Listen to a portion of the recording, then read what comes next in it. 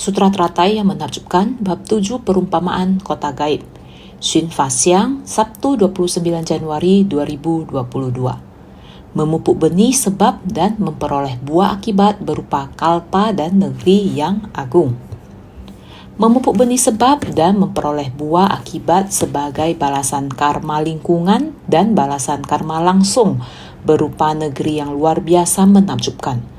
Panjang usia Buddha di dunia adalah sangat panjang dan menyadarkan para makhluk yang tak terhingga. Dharma sejati berdiam di dunia untuk waktu yang sangat lama dan para pengikut adalah banyak sekali. Masing-masing sesuai dengan ikrar mendasar dan pahala kebajikannya. Kalpa dan negerinya akan agung. Kalpa dan negerinya akan agung. Dimulai dari bab memberikan peramalan, kita telah melihat Buddha memberikan peramalan untuk murid-muridnya. Kelak murid-muridnya akan melayani dan memberi persembahan kepada berapa banyak Buddha. Harus melewati waktu berapa lama. Masing-masing memiliki benih sebab yang berbeda. Mencatat benih sebab dan memperoleh buah akibat. Membutuhkan waktu yang sangat panjang untuk melatih. Sehingga Buddha yang lahir ke dunia selalu begitu hormat, melayani dan memberikan persembahan ke atas mencari jalan kebuddhaan. Menghabiskan seluruh kehidupan untuk mencari jalan kebuddhaan. Setelah Buddha parinirwana, sama juga begitu menghormati dan menghargai. Membangun stupa dan vihara. Memberikan persembahan pada Sangha tidak lain adalah berharap silsilah Buddha Dharma dapat diwariskan untuk waktu yang lama. Untuk mendapatkan Buddha Dharma tidak hanya dengan melatih diri di dalam hutan rimba, vihara. Dalam memberi kebaikan pada diri sendiri, paling penting adalah turun ke kerumunan orang banyak. Pada zaman Sang Buddha, bukankah demikian? Beliau masuk ke kerumunan orang banyak di dua sisi pantai Sungai Gangga. Tidak tahu jalan berapa lama atau berapa jauh dari satu negeri ke negeri lain, agar orang mengetahui kebenaran sejati dari Buddha Dharma. Prinsip kebenaran dari Dharma Buddha terletak di mana? Sungguh tidak mudah. Oleh karena itu zaman Buddha Sakyamuni negerinya adalah di dunia saha kita ini. Ini adalah harapan mendasar dan pahala kebajikan dari Sakyamuni Buddha. Ini adalah harapan mendasarnya. Adalah arah tujuan dari pembinaan diri yang diinginkannya. Karena para makhluk yang sedang menderita adalah para makhluk yang ingin diselamatkan dan bimbing. Tempat para makhluk yang menderita ini adalah tempat pencerahan beliau. Zaman di saat kita sekarang ini melihat ke lebih dari 2500 tahun lalu. Zaman itu, hati orang di zaman itu mulai tercemar, tapi jauh lebih ringan daripada kita sekarang ini. Sang Buddha mulai dari zaman itu telah membicarakan tentang para makhluk di masa mendatang. Para makhluk di masa mendatang, zaman di masa mendatang. Kerisauan, kegelapan batin telah menciptakan kekuatan karma yang tak terhitung, yang membentuk kekeruhan itu. Dunia, masyarakat, bencana di dunia terus berdatangan. Ini dari dalam kitab sutra Sang Buddha. Dapat dipahami sungguh hati. Sang Buddha selalu hendak membimbing semua orang, mempunyai sebuah dunia yang murni yang sangat ideal. Setiap orang pada dasarnya memiliki dunia yang murni ini. Kembali pada sifat hakiki tatata kita. Jadi harus dari masyarakat dan dunia yang keruh. Bagaimana bisa menjadi arus balik, agar kembali pada sifat hakiki tatata kita. Karena kekeruhan ini, aliran kekeruhan sangat kuat saat ini. Jadi kita harus berenang melawan arus ke hulu, harus meningkatkan kekuatan kita. Untuk berenang melawan arus dari kerisauan yang ada, harus segera menerobos ke atas. Arus kerisauan ini sangat kuat tenaganya melawan kita. Kita harus melatih diri, harus dengan sungguh hati. Melawan arus, menerobos ke atas. Ini artinya batin pelatihan diri kita harus teguh. Kita harus giat bersemangat, paham apa yang dibutuhkan dalam kehidupan ini. Kita harus baik-baik dalam memupuk benih sebab untuk kembali ke sifat hakiki tatata kita. Dibutuhkan waktu yang sangat lama. Masih jauh dari dunia batin kita yang ideal. Seperti butiran debu. Semua negerinya, semua benda yang ditanam di tanah, menggilingnya menjadi tinta. Melalui 1000 negeri barulah menitikkan setetes tinta yang begitu banyak. diteteskan setetes setelah melalui 1000 negeri, diteteskan terus-menerus, ditetes dan tidak ditetes. Berapa lama waktu yang diperlukan untuk meneteskan semua tinta? Kita akan mengetahui berapa lama waktu yang dibutuhkan. Ketika murid menerima peramaran dari Buddha, dia berkata, kamu harus bertemu dan melayani 300 koti Buddha lagi. Atau mau Galiana perlu bertemu 8.000 Buddha. Kemudian diikuti dengan 2 juta koti Buddha, sebenarnya ada berapa banyak? Dunia dari setiap Buddha sangatlah besar. Dunia yang luas dibutuhkan waktu yang begitu lama. Menggunakan segala benda di atas tanah sebagai perumpamaan. Semua benda ini digiling menjadi tinta. Maka kita dapat membayangkan seberapa banyak tinta ini dan menggunakan tetesan kecil. Ditetes sekali setelah melewati 1000 negeri. Coba pikirkan, tinta ini ditetes hingga selesai.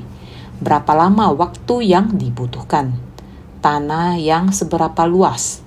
Dapat dilihat kita memupuk benih membutuhkan waktu yang lama. Memerlukan waktu yang panjang baru bisa memperoleh buah. Lihat balasan karma lingkungan dan karma langsung, menentukan tempat kita bersandar, tempat kita tuju di masa mendatang.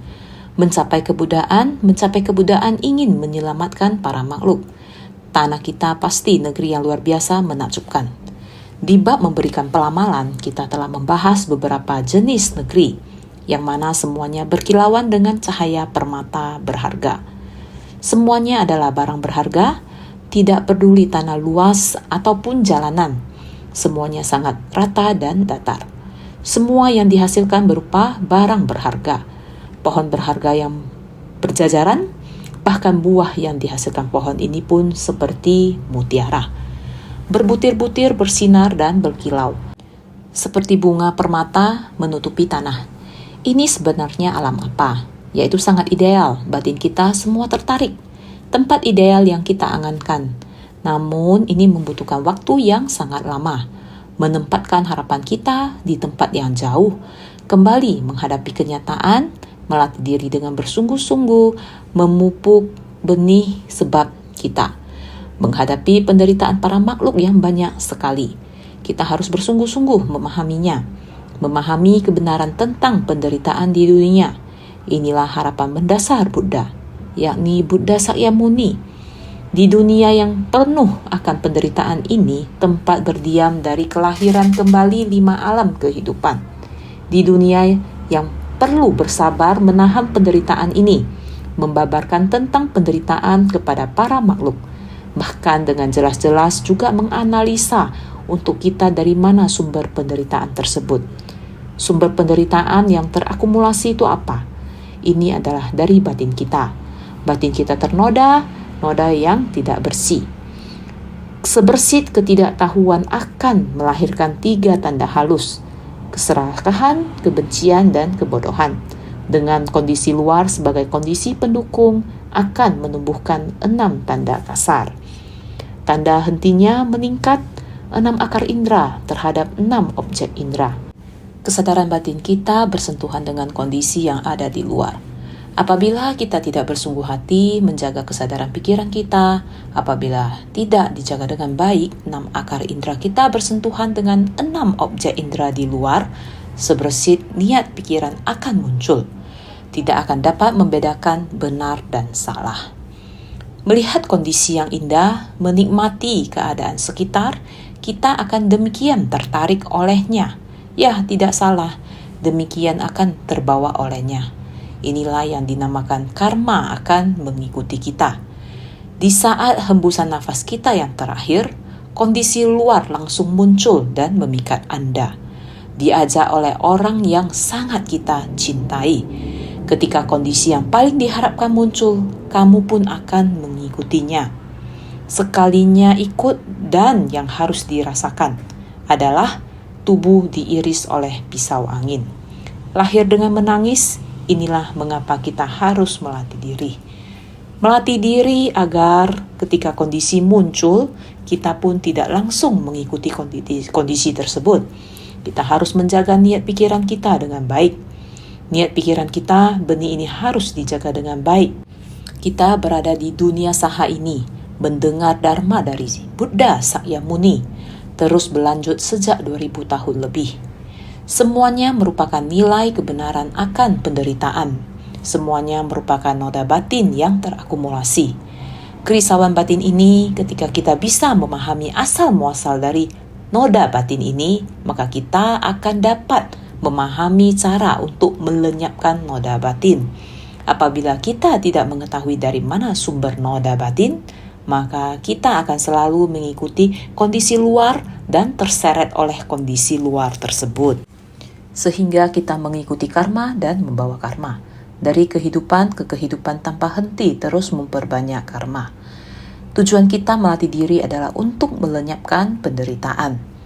Setelah memahami penderitaan, memahami sumber penyebab penderitaan, kita harus melatih diri di jalan menuju lenyapnya penderitaan. Jalan ini adalah jalan menuju pencerahan. Jalan bodi yang besar dan lurus sesungguhnya hanya demikian sederhana. Sebuah jalan pencerahan. Kita harus benar-benar jelas dan sadar. Dalam batin kita benar-benar sangat memahami. Karena kita berada di dunia saha, maka kita harus memahami dengan sangat jelas akan penderitaan. Karena merasakan penderitaan dari orang-orang yang menderita, maka kita harus masuk ke tengah kerumunan orang banyak. Untuk memahami penderitaan ini baru-baru ini, 2015 yang kita hadapi bukankah adalah penderitaan. Di Nepal, gempa dahsyat April 2015, tiba-tiba bumi dan langit terguncang, sehingga menyebabkan betapa banyaknya orang yang menderita. Bodhisattva bermunculan dari bumi, turun dari langit. Bayangkan dalam momen seketika tersebut, gempa yang dahsyat menyebabkan semua bangunan rusak dan hancur. Suara tangisan pilu, semua suara tangisan pilu ini pada detik-detik sebelumnya merupakan suara tawa sukacita. Dalam sekejap terjadi gempa, tiba-tiba bumi dan langit terguncang. Hanya dalam hitungan beberapa detik, 1 menit kemudian berubah menjadi suara tangisan pilu. Bodhisattva mulai muncul dari bumi. Ada orang yang harus kita selamatkan. Selanjutnya adalah Bodhisattva turun dari langit. Datang dari negara yang sangat jauh. Orang-orang dari banyak negara, setelah mendengar ada bencana di suatu tempat, maka 10 penjuru akan datang kumpul bersama untuk memberikan bantuan dan perhatian. Di negara Taiwan saja, Ceci sudah bergiliran mengirimkan tim medis sebanyak 9 kali, dan juga bodhisattva dunia kita pergi ke sana berkali-kali. Ada yang tinggal di sana selama lebih dari setengah bulan, bahkan ada orang di sana selama lebih dari 2 bulan. Masih tetap berada di tempat itu. Karena perjalanan begitu jauh, sekarang transportasi lebih praktis. Maka bisa naik pesawat, masih harus transit ke negara lain. Demikian sangat melelahkan. Mereka juga tetap pergi ke tempat itu untuk menolong yang menderita dan yang ditimpa bencana. Beberapa hari lalu, tahun 2015, sekelompok anak muda berada di Formosa Vancouver. Terjadi ledakan bubuk berwarna. Bubuk berwarna ini terbuat dari tepung jagung, namun mereka menggunakannya untuk efek panggung. Sekelompok anak muda sedang bersenang-senang di sana, menyanyi dan menari. Begitu bubuk berwarna ini bersentuhan dengan udara panas, terjadi ledakan. Semua orang mengira bahwa ini adalah efek dari panggung dengan asap dan api. Mereka mengira ini adalah efek di atas panggung. Semuanya masih bersenang-senang. Tanpa disadari akan terjadi ledakan dalam beberapa detik. Demikianlah suara ratapan ada di mana-mana. Lihatlah, bukankah ini penderitaan? Pada saat ini dalam waktu sekejap ada beberapa banyak tubuh orang yang terbakar. Kulit mereka terkelupas semuanya. Situasi seperti ini, kata-kata apa yang harus digunakan untuk mengungkapkannya atau menggambarkannya? Kesenangan yang seperti di surga tiba-tiba menjadi neraka yang membara. Lihatlah, betapa menyakitkan juga sama demikian. Mendengar kabar, orang sekitarnya segera tiba. Dengan air mineral terus menyiram tubuhnya, berharap bisa menurunkan suhu tubuhnya. Dengan air untuk menurunkan suhu tubuhnya, sangat beruntung bisa sangat cepat. Dengan segera anak muda Ada orang semua yang melihat di tempat, juga bisa dibilang semua orang bertindak dengan berani. Meskipun bermain di sana, orang yang tidak terluka ataupun orang yang luka ringan segera menggunakan air mineral, demikian segera melakukannya di tempat itu. Insan suci yang tinggal di dekat sana mendengar kabar segera datang sampai di sana. Tim pemadam kebakaran mengatakan, kalian harus segera masuk ke dalam. Di dalam ada banyak orang. Bodhisattva ini segera menyerbu masuk ke dalam. Segera menyatukan tenaga. Pergi ambil air segera. Sambil menyiram air, sambil menenangkan mereka. Malam sekitar jam 8.40 kejadiannya. Satu persatu sampai rumah sakit sudah jam 10 lebih. Coba pikirkan, rumah sakit tiba-tiba harus menerima demikian banyaknya pasien yang terluka parah. Rumah sakit mana yang tidak menjadi sangat sibuk? Apalagi saat malam hari orang yang pulang kerja sudah pulang. Tiba-tiba harus memanggil orangnya kembali segera. Malam itu kita pikir yang berlarian di jalan segera harus balik ke rumah sakit untuk menyelamatkan orang. Dokter dan perawat ada berapa banyak? Hanya bicara rumah sakit Sintian kita, selisih jaraknya paling jauh. Kepala rumah sakit Chow mendengar berita ini, melihat Facebook, dia melihatnya segera otomatis telepon kepada pemadam kebakaran. Apakah ada hal ini? Ada, namun di dekatnya banyak rumah sakit. Rumah sakit Sintian, kalian terlalu jauh. Mungkin pasien tidak bisa diantar sampai begitu jauh. Tetapi beruntungnya, kepala rumah sakit Chow, dia merasa tetap perlu mengeluarkan himbauan untuk mempersiapkan bantuan bagi korban luka yang berjumlah besar. Untungnya beliau sudah mulai menghimbau pada jam 9 malam lewat. Segera mempersiapkan bantuan untuk korban luka dalam jumlah besar. Berharap semua orang segera kembali ke rumah sakit untuk mempersiapkan diri. Dengan sangat cepat jam 9 lewat jam 10 semua dokter, kita sudah tiba. Jam 10 sudah ada lebih dari 100 orang saat diumumkan jam 9. Jam 10 tepat semua orang sudah kembali ke posisi masing-masing. Di rumah sakit, kepala rumah sakit, wakil beserta semua penanggung jawab tiap departemen segera berkumpul untuk rapat. Bagaimana persiapannya? Setiap posisi baik itu apotik, alat-alat dan lain sebagainya sudah dipersiapkan. Pada pukul 10.40 karena ada putri dari seorang insan suci yang terluka, dengan menggunakan taksi mengantarnya ke rumah sakit. Dimulai dari pasien yang pertama ini, mulai bertahap pasien diantar ke rumah sakit hingga 13 orang. Dari 13 orang ini, 4 orang harus diberikan intubasi. Intubasi menunjukkan luka sangat parah. Tubuh mereka terbakar di atas 60-70%. Jadi ini adalah kasus sedang hingga berat. 13 pasien ini semuanya terluka parah. Cepat persiapkan kamar pasien. Pada hari kedua, seorang pasien berusia 20 tahun telah meninggal. Kata ibu pasien itu, saya telah kehilangan seorang putri. Saya masih punya anak kedua yaitu putra saya. Kakaknya, pasien berusia 20 tahun itu membawa adik laki-lakinya keluar untuk main-main. Kakak sangat sayang pada adik laki-lakinya. Meskipun dia sendiri terluka parah, tetap terus khawatir tentang keadaan adiknya.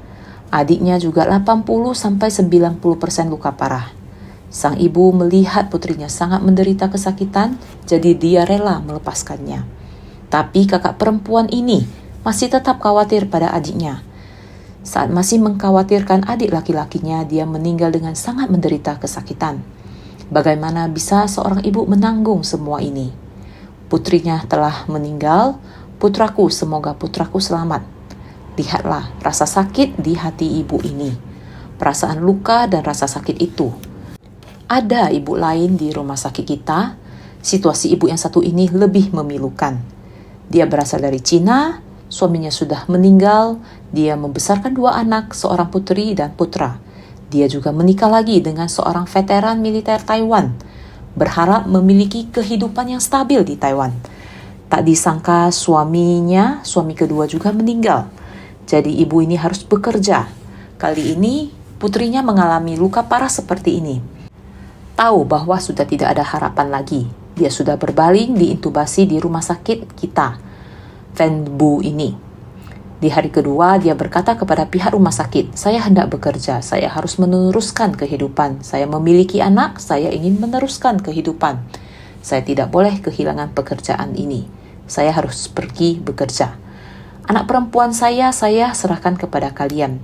hanya mengharapkan kalian dapat memberikan anak saya sepasang pakaian yang indah, membantu dia memakai sepasang pakaian yang indah. Kita ingin memberikan dana simpati kepadanya. Dia berkata, tidak boleh. Cici telah melakukan banyak hal untuk membantu dan menjaga saya. Saya hanya berharap jika saya tidak sempat pulang, saya harus pergi bekerja, mohon bantuan kalian. Kalian belikan sepasang pakaian yang indah untuk dia pakai. Relawan kita pun mulai setelah pulang kerja, sudah lebih dari jam 10, dia pergi membeli sepasang pakaian mengantar ke rumah sakit. Akan tetapi melihat sepasang pakaian ini sudah tidak dapat dipakaikan kepadanya, karena sekujur tubuhnya telah mengalami pembekakan. Pakaian indah ini tidak dapat dipakai, harus diganti. Masih bekerja keras untuk menyelamatkannya. Para dokter kita juga demikian, menuliskan harapan mereka yang pada saat ini sedang dalam kondisi sakit dan dalam proses diselamatkan. Para tenaga kesehatan menggunakan segala cara untuk menyelamatkan. Melihat proses yang dilewatinya, benar-benar harus menghimbau semua orang, harus membuat para tenaga kesehatan tenang. Akan tetapi hati dari anggota keluarga pasti sangat menderita. Maka diperlukan relawan di luar lingkup tersebut, tenaga kesehatan dan anggota keluarga, seperti insan suci yang telah menggerakkan 1000-an orang, pergi ke setiap rumah sakit untuk menenangkan para anggota keluarga, membuat anggota keluarga merasa tenang, agar para dokter dapat konsentrasi untuk menjaga pasien. Anggota masyarakat terhadap para tenaga kesehatan harus para anggota keluarga dengan hati penuh rasa syukur, harus mendukung dan memberi semangat pada para tenaga medis. Memikirkan insiden ini, bencana kebakaran yang mengakibatkan luka bakar paling parah dalam sejarah Taiwan, benar-benar penderitaan yang tak tertahankan. Dunia saha ini, dunia yang penuh dengan penderitaan. Dunia tempat kelahiran kembali dari 5 alam kehidupan. Pikirkan bencana yang demikian parah, bermula dari sebersit niat pikiran.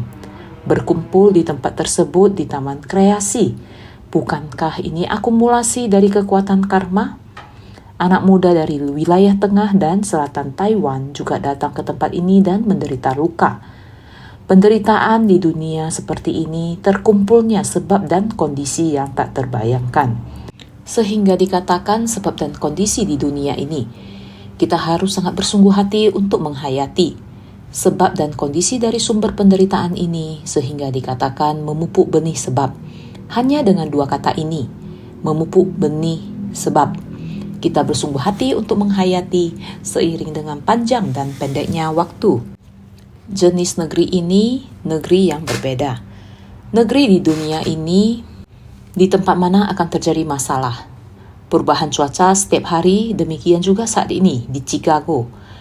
Dalam beberapa detik, 9 angin topan tornado memporak-porandakan beberapa negara bagian secara bergantian. Pemandangannya sangat mengerikan. Rumah-rumah di sana juga seketika pada malam jam 10 lewat, semua orang baru saja mau tidur. Lihat, unsur angin tiba-tiba tidak seimbang. Negeri yang berbeda, bencana yang berbeda, dunia yang penuh penderitaan ini. Oleh karena itu, negeri yang memupuk benih sebab sangat banyak, bagaimana cara memupuknya?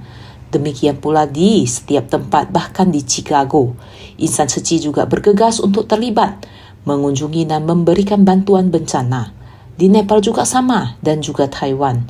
Coba kalian pikir, penderitaan semacam ini bagaimana cara menghitung butiran debu. Tempat yang begitu jauh, ada setitik tinta di tempat sebab itu. Seberapa jauh telah dilewati. Meneteskan setetes lagi di tempat yang jauh, di sana juga ada hubungan sebab akibat dengan kita. Melatih diri seperti ini. Coba pikirkan, kita harus melewati begitu lama. Akibat menunggu buah akibat sangatlah lama. Bagaimana cara memurnikan hati manusia? Bagaimana cara hati manusia tersucikan sehingga negeri juga murni? Melewati waktu yang sangat lama seperti ini baru bisa sebagai balasan karma lingkungan dan balasan karma langsung berupa negeri yang luar biasa menakjubkan. Ini membutuhkan waktu yang sangat lama. Panjang usia Buddha di dunia adalah sangat panjang dan menyadarkan para makhluk yang tak terhingga. Semua Buddha yang datang ke dunia juga sama harus melewati waktu yang lama. Tetapi hasilnya membutuhkan waktu yang begitu lama untuk melatih diri. Saat tiba di negeri yang luar biasa menakjubkan, inilah tanah transformasinya. Ketika mencapai kebudayaan dapat memiliki usia yang panjang, negeri yang luar biasa menakjubkan. Ini harus melewati proses banyak membimbing para makhluk. Maka Dharma sejati berdiam di dunia untuk waktu yang sangat lama dan para pengikut adalah banyak sekali. Tergantung pada proses memupuk benih mereka. Masing-masing sesuai dengan ikrar mendasar. Semua Buddha mengikuti harapan mendasar mereka. Sama seperti bagaimana Buddha Sakyamuni yang memiliki harapan mendasar untuk datang ke dunia saha. Di dunia yang penuh menahan kesabaran, di tempat berdiam dari 5 alam kelahiran kembali. Di dalam pikiran Buddha, Buddha hanya ingin agar setiap orang memahami panorama batin mendasar dan kembali pada panorama batinnya yang murni. Buddha ingin mengajarkan kepada kita bagaimana kalau bisa kembali pada panorama batin yang murni. Kembali pada pemupukan benih sebab, tujuan kita adalah mencapai tanah negeri yang agung. Tetapi kita harus melawan arus untuk kembali pada lahan batin. Selama prosesnya kita harus melawan arus yang keruh. Arus keruh mengalir ke bawah. Sebagai praktisi kita harus melawan arus menuju ke atas dan kembali pada sifat hakiki tatata. Ini membutuhkan waktu yang panjang. Untuk menjelaskan ini, yakin bahwa setiap orang pasti membutuhkan waktu lama untuk memahaminya. Ini menjelaskan bahwa terhadap setiap Buddha, kita bukan hanya memberikan persembahan. Persembahan kita kepada Buddha adalah melalui tubuh dan pikiran. Ajaran setiap Buddha kita harus mengamalkan sesuai yang diajarkan. Ke atas mencari jalan kebudayaan, ke bawah membimbing para makhluk. Ini melalui waktu yang sangat panjang baru bisa mencapai buah akibat. Tanah negeri yang agung. Naskah sutra sebelumnya. Seandainya ada seseorang menggiling semuanya menjadi bubuk tinta, kemudian telah melewati 1000 negeri di penjuru timur, menjatuhkan 1 tetes sebesar butiran debu halus, kemudian melewati 1000 negeri dan menjatuhkan 1 tetes lagi. Demikian seterusnya, terus menggulir hingga tinta dari unsur bumi itu habis. Sutra Teratai bab 7, bab perumpamaan kota gaib. Semua tinta ini harus habis diteteskan. Akan memakan waktu yang panjang. Melewati 1000 negeri sambil menjatuhkan setetes demi setetes. Coba Anda pikirkan, butuh berapa banyak tinta untuk diteteskan secara bergulir. Melewati 1000 negeri sambil menjatuhkan setetes demi setetes. Ini adalah waktu yang panjang dan lama. Sangat panjang. Naskah sutra berikut berkata bahwa bagaimanakah menurut pendapat engkau sekalian negeri-negeri itu seandainya para ahli matematika atau para murid mereka apakah mampu mengetahui batas atau menghitung jumlahnya? Tidak bagawan. Sutra Teratai bab 7, bab perumpamaan kota gaib. Apakah semua orang mengerti naskah sutra ini? Apa yang Anda pikirkan? Begitu banyak tinta menjatuhkan setetes setelah melewati 1000 negeri dan setelah 1000 negeri lainnya. Tetesan tinta lain, negeri-negeri itu. Beberapa negeri ini mendiskusikan seandainya para ahli matematika dapat menghitung semua ini setelah melewati 1000 negeri dan menjatuhkan setetes tinta. Dan kemudian 1000 negeri lain dengan tetesan lain. Demikian sampai semua tinta habis digunakan. Dapatkah kita menghitung berapa banyak negeri di sana? Jika Anda menjatuhkan 3 tetesan, maka mendandakan telah melewati 3000 dunia. Coba Anda pikirkan, begitu banyak tinta, tetesan demi tetesan, setelah melewati 1000 dunia, meninggalkan 1 tetes. Jadinya berapa banyak negeri yang terakumulasi? Dapatkah kalian mengerti? Saya yakin kita tidak dapat mengerti. Sehingga pada naskah sutra ini, Sang Buddha berkata, seandainya para ahli matematika atau para murid mereka, ahli matematika adalah khusus dalam menghitung angka-angka. Dia seorang diri tidak cukup, sehingga dia menggabungkan semua muridnya menghitung. Dapatkah mereka selesai menghitung? Jawaban murid adalah tidak mampu. benar-benar tidak mampu. Sang bagawan bagaimana mungkin dapat dihitung? Benar-benar tidak dapat dihitung. Hingga semua tinta dari unsur bumi itu habis, jumlah daripada negeri-negeri itu adalah tak terbatas. Karena tinta banyak dan tetesan-tetesan kecil, tanah yang diliputi menjadi luas. Terus bergulir hingga tinta habis. Ini menunjukkan betapa banyaknya negeri yang dilewati. Ini adalah terus hingga semua tinta dari unsur bumi itu habis. Semua yang ada di tanah digiling menjadi tinta. Untuk menetes semua negeri ini, sungguh jumlah daripada negeri-negeri itu adalah tak terbatas. Bahkan banyak ahli matematika dan juga para muridnya. Demikian banyak ahli matematika untuk menghitung, juga tidak mampu menghitungnya. Karena tinta banyak dan tetesan kecil tanah yang diliputi menjadi luas. Tetesan tinta tersebut sangat kecil bagaikan debu halus.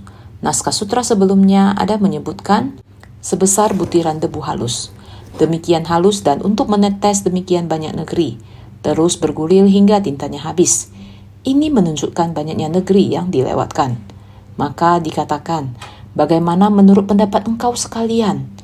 Negeri-negeri itu seandainya para ahli matematika atau para murid mereka tidak mampu menghitung habis jumlahnya atau tahu akan jumlahnya.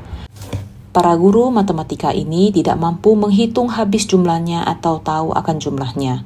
Tidak habis dihitung, maka kemudian negeri-negeri yang sudah ditetesi tinta dan tidak ditetesin tinta, semuanya digiling habis menjadi debu.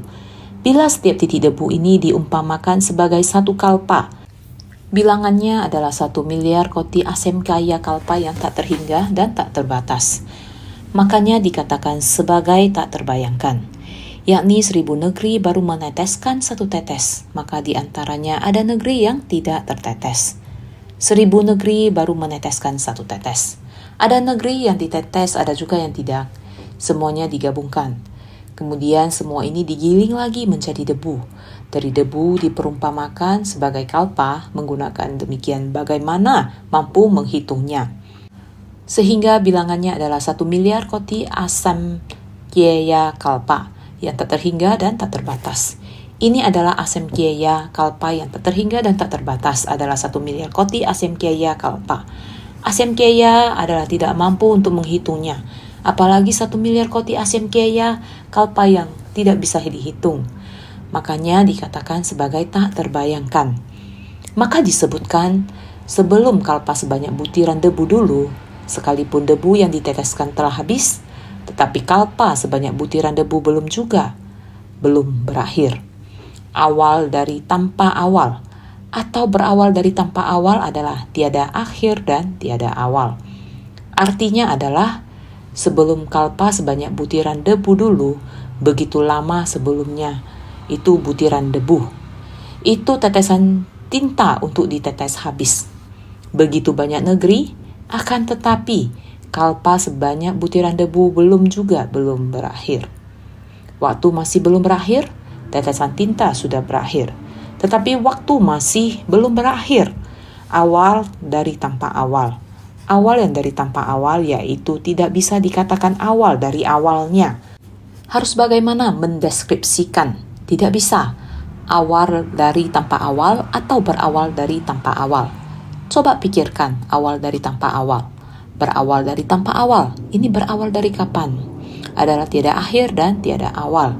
Bagaimanakah menurut pendapat engkau sekalian? Bagaimanakah menurut pendapat engkau para biksu di hadapanku ini? Sehingga bagaimanakah menurut pendapat engkau sekalian? Ini adalah para biksu di hadapanku ini. Bagaimana menurut kalian?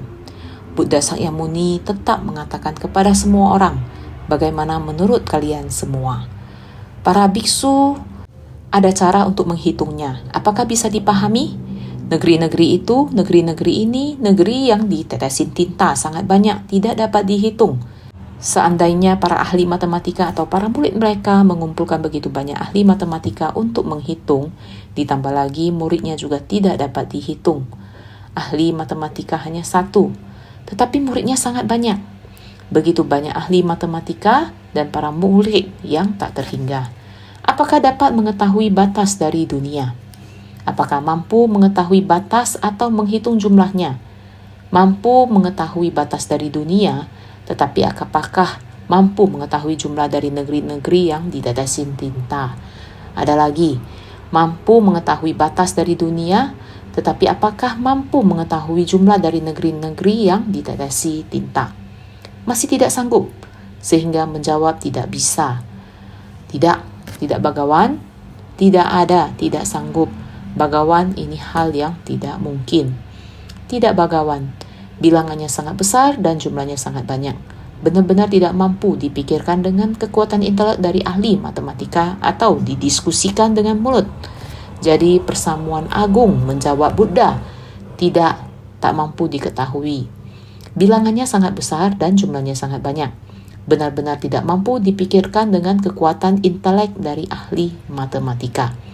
Juga tidak dapat didiskusikan. Ini adalah jawaban para hadirin persamuan. Orang yang bisa berhitung, dia juga tidak sanggup, bahkan tidak bisa membayangkan angka itu. Tidak mampu dipikirkan, juga tidak dapat berdiskusi dengan mulut, sehingga tidak terbayangkan. Ini adalah jawaban persamuan agung, benar-benar tidak mudah. Maharibu dunia yang di atas tanah semuanya digiling menjadi debu dan tinta. Demikian benar-benar tak terhingga. Lagi pula tidak meneteskan tinta pada setiap tempat. Tidak setiap tempat diteteskan tinta, itu melewati 1000 negeri baru satu tetes. Seperti demikian, jumlah yang sangat banyak, benar-benar sangat banyak. Jumlah partikel debu halus tidak mampu dipahami. Jumlah daripada negeri-negeri itu adalah tak berbatas. Ahli matematika juga tidak mampu, sehingga bagian naskah sutra yang ingin kita bahas juga tidak mampu bahas. Angka yang begitu banyak kalian dengarkan juga tidak mampu dihitung. Zaman Buddha juga demikian mengatakan, apakah kalian mampu? Kalian juga mengatakan tidak mampu. Tiada cara untuk menyadarkannya. Tiada cara untuk menyadarkannya. Saya sering mengatakan tiada cara untuk menyadarkannya. Sebenarnya kita harus menggunakan cara apa untuk menyadarkan para makhluk. Kita harus bagaimana mensucikan para makhluk, bagaimana mengubah aliran kotor menjadi jernih. Harus bagaimana menghadapi aliran kotor yang begitu deras. Harus bagaimana meneguhkan tekad batin semua orang. Tetap melangkah maju di tengah penderitaan, merasakan penderitaan orang, bersumbang-sih demi orang banyak, memahami prinsip kebenaran dari wujud penderitaan. Harus bagaimana mendeskripsikan, hanya bergantung pada sifat hakiki tata setiap orang dengan kebijaksanaan yang setara dengan Buddha. Demikian memahami ini mengharapkan semua orang kembali pada sifat hakiki sejatinya. Harus senantiasa lebih bersungguh hati.